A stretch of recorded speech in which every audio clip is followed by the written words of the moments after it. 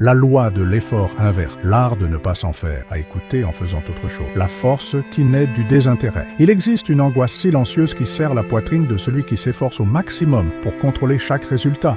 Et en même temps, sans son corps épuisé par la tension de maîtriser l'incontrôlable, vous poussez contre le courant, essayant de dompter les événements. Et vous découvrez que plus vous appliquez de force, plus la réalité devient insaisissable. Sénèque comparerait cela à pousser l'eau. Pousser l'eau encourage son retour. Céder au flux rend la traversée plus légère. Dans cette invitation à la douceur, la loi de l'effort inverse se révèle comme un appel à l'acceptation active. Épictète murmure que ce ne sont pas les choses qui nous troublent, mais le poids que nous leur attribuons. Chaque fardeau que nous portons est le fruit de la valeur que nous accordons à ce qui est hors de notre portée. Et maintenant, plane la provocation. Et si le plus grand acte de pouvoir était simplement de lâcher prise sur ce qui ne dépend pas uniquement de vous? 1. La blessure cachée du « je dois tout contrôler ». Dans chaque geste réfléchi, chaque plan méticuleusement élaboré, une graine d'angoisse germe selon la conviction que si quelque chose échappe à votre commandement, toute la structure s'effondrera. Vous ressentez un serrement à la poitrine lorsque vous réalisez que l'obligation est devenue un fardeau, une armure invisible qui comprime les épaules et draine l'énergie qui autrefois coulait avec légèreté. Ce vide ronge comme l'érosion d'une roche lente et insistante, laissant apparaître des fissures dans la motivation et la joie de conquérir. Le schéma se répète sans prévenir. Plus vous essayez de tenir chaque fil lâche de la vie, chaque détail d'un projet,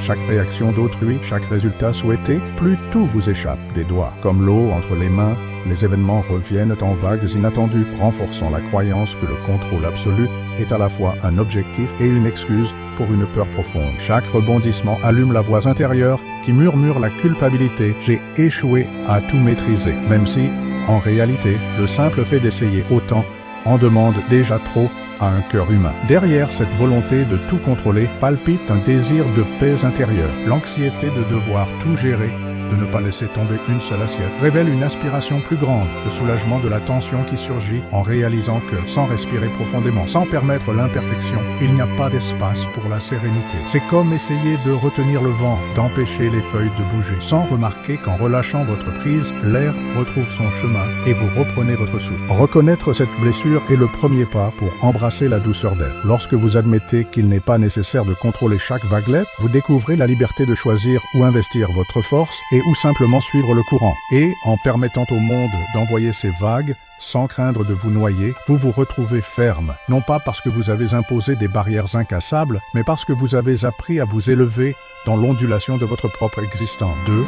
Le stoïcien mal compris, effort contre lâcher prise. Dans de nombreuses traditions, l'effort maximal est célébré comme un synonyme de vertu, comme si la mesure de la valeur humaine était directement liée à l'intensité de chaque poussée contre l'obstacle. Vous ressentez la pression dans la poitrine en croyant que plus vous contracterez vos muscles mentaux, plus vous deviendrez digne du résultat souhaité. Cependant, cette impulsion incessante peut déformer l'essence stoïcienne, transformant la force intérieure en tension inutile, car tout mur n'a pas besoin d'être abattu par la force brute. Sénèque avertissait que l'âme sereine ne se jette pas contre le mur, elle trouve la porte qui s'ouvre au souffle du temps. Cette métaphore révèle que la vraie sagesse ne consiste pas seulement à frapper avec vigueur, mais à percevoir le bon moment pour faire une pause, observer et attendre que le contexte lui-même s'ajuste à votre chemin. L'effort, sans l'élément du lâcher-prise conscient, risque de générer épuisement et frustration, car il ignore la fluidité naturelle de la vie et l'action compatissante de celui qui se connecte au rythme des événements. Lâcher prise ne signifie pas abandonner. Lâcher prise, c'est rediriger son énergie vers ce qui compte vraiment. Choisir où investir son attention sans gaspiller son carburant dans des batailles infructueuses. En reconnaissant que l'acceptation fait partie de la vertu, vous apprenez à mélanger votre vigueur avec la sagesse du flux, créant un équilibre qui donne de la force à la persévérance sans immobiliser le cœur. Dans cet espace de lâcher prise actif, le chemin s'ouvre avec plus de légèreté, permettant à votre action d'être guidée par le but et non seulement par la force d'un élan qui, sans direction, se disperse dans le vent. 3. Le cycle de l'épuisement silencieux. Il arrive un moment où l'effort intense cesse d'être une flamme qui propulse et devient une braise qui brûle à l'intérieur sans émettre de lumière. Vous le remarquez dans des épaules tendues, une nuque contractée, une colonne qui se courbe sans soulagement. Que porter le monde à bout de bras se transforme en fardeau. Les nuits deviennent longues, envahies par une insomnie qui résonne de pensées accélérées. Et le cœur s'emballe sans raison apparente, comme s'il avertissait que quelque chose n'est pas synchronisé. Cette tension perpétuelle mine la créativité, anesthésiant la spontanéité jusqu'à ce que chaque jour semble un combat interne mené contre soi-même. Quand chaque matin se lève enveloppé de fatigue, même les tâches les plus simples exigent un effort herculéen. Le café amer parcourt à peine l'œsophage, car l'esprit répète déjà des scénarios futurs, projetant des objectifs inatteignables qui se dressent comme des montagnes infranchissables. Vous vous retrouvez à lutter contre des fantômes de productivité, sentant la culpabilité grandir plus vite que n'importe quel résultat obtenu. Et dans cette danse épuisante, l'énergie dépensée pour maintenir la performance ralentit le rythme de la vie elle-même, comme une rivière qui, surchargée, ne trouve plus la force de continuer son. Le cycle se referme lorsque, même épuisé, vous insistez pour faire le pas suivant en poussant la porte qui persiste à rester fermée. Chaque nouvelle tentative renforce la croyance que la barrière infranchissable est votre faute et le corps répond par des maux de tête constants, une insomnie renouvelée et des palpitations qui rappellent un tambour muet. Et alors, l'esprit se demande en silence jusqu'à quand allez-vous marteler la même porte,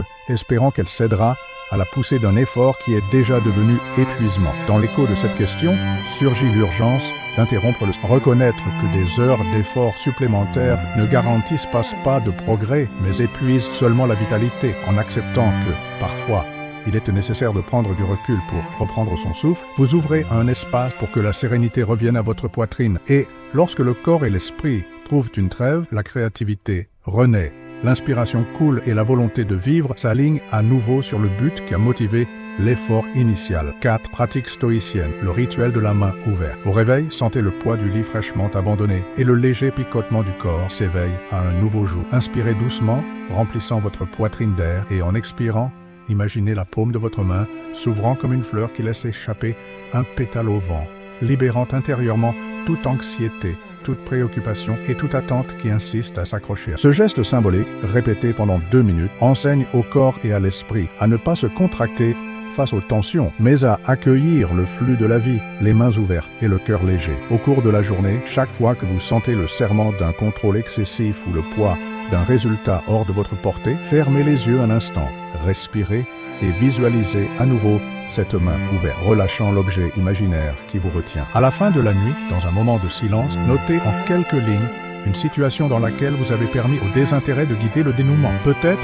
avez-vous cessé de contrôler un dialogue et découvert une meilleure solution, ou avez-vous fait confiance au temps et vu le problème se résoudre sans effort. Enregistrer ce dénouement inattendu mais tranquille renforce l'apprentissage que lâcher la corde ne signifie pas tomber dans le vide, mais lever l'ancre intérieure, permettant au bateau de votre vie de se déplacer plus légèrement vers ce qui compte vraiment. 5. Métaphore révélatrice, le marin et la marée. Imaginez un navigateur expérimenté qui, face à des vents contraires, n'insiste pas à ramer de toutes ses forces contre les vagues, mais ajuste ses voiles pour laisser le courant guider le bateau avec légèreté. Le marin sage connaît le pouvoir de la marée. En coopérant avec les forces extérieures, il gagne en vitesse sans usure inutile, sentant la coque glisser sur l'eau avec grâce au lieu de lutter contre le chaos liquide. Cette image évoque l'art de ne pas s'en faire, non par dédain, mais par la compréhension profonde que, en lâchant la corde rigide du contrôle, nous permettons au flux naturel de nous mener à la bonne destination.